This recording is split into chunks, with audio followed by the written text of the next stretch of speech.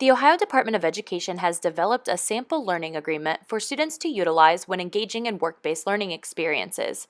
Let's take a look at what's contained in this learning agreement.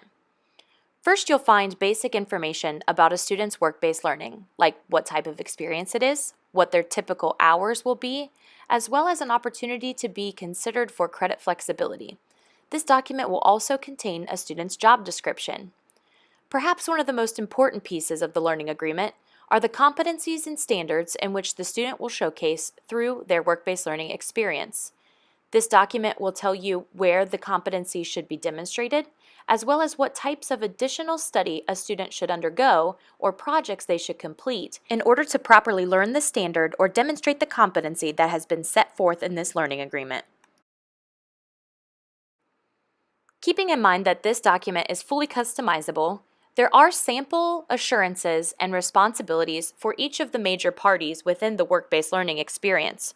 Work-based learning experiences should have responsibilities laid out for the student along with their parent or guardian, should have an identified supervisor or mentor at their place of employment, along with a coordinating educator who is taking responsibility for the student's work-based learning experience. The learning agreement is a great way for all parties involved to know what they're responsible for. This learning agreement gives an opportunity for all parties to sign and date on what they've agreed to, as well as given a place to capture the ultimate level of competency demonstrated by the student involved.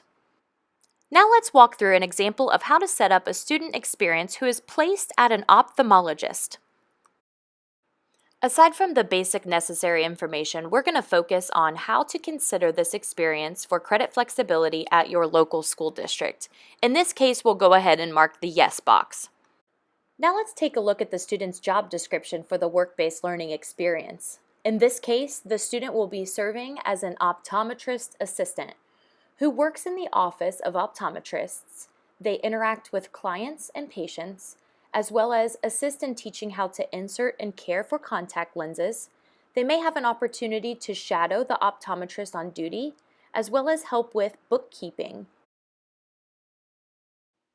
Let's hear a little bit more about this work-based learning experience. I just leave straight from my college classes and I go to work part-time at the Portsmouth Vision Center.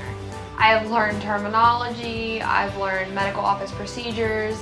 It's actually worked out great because what started with just a job shadowing day has evolved into then an early advanced job placement program, which is what Haley's in now. And I'm getting paid for it and I just love it. So you can see that Haley is learning a lot from her job experience, but how do we showcase that? That's what this page of the learning plan is all about. You'll see that the first column has Ohio Learning Standards, Ohio Career Field Technical Competencies, and the Ohio Means Jobs Readiness Seal competency definitions linked so that you could pull together those competencies and standards that may make up this experience. This is a crucial part that happens before the work-based learning takes place. All parties come together to form a unique plan for the student. This could also be a primarily student-driven process. Again, those can be found by clicking the links provided in the training plan. For example's sake, let's take a look at each of the 3 areas that have been suggested for standards and competencies. One area of competency to consider when building a learning agreement would be professional skill competencies, especially those relating to the Ohio Means Jobs Readiness Seal. In this case, Haley will demonstrate digital technology.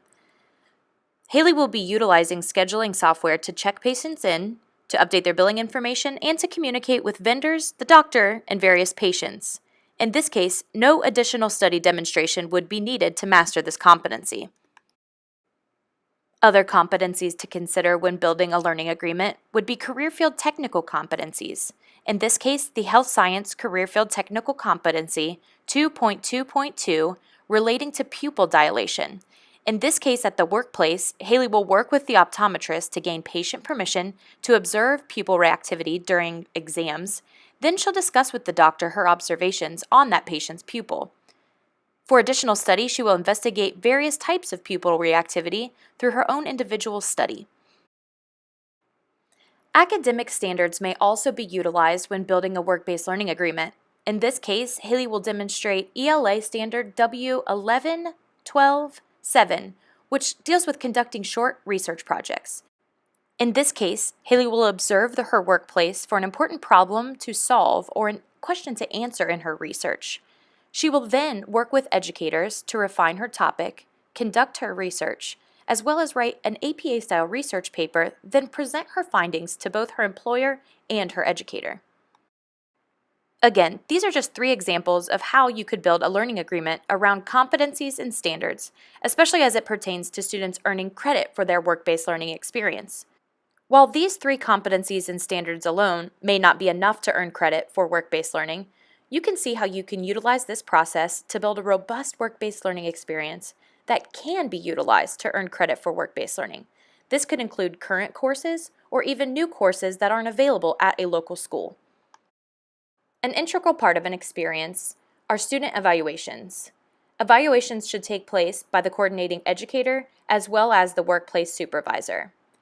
Those evaluations should take place throughout the duration of the work-based learning experience.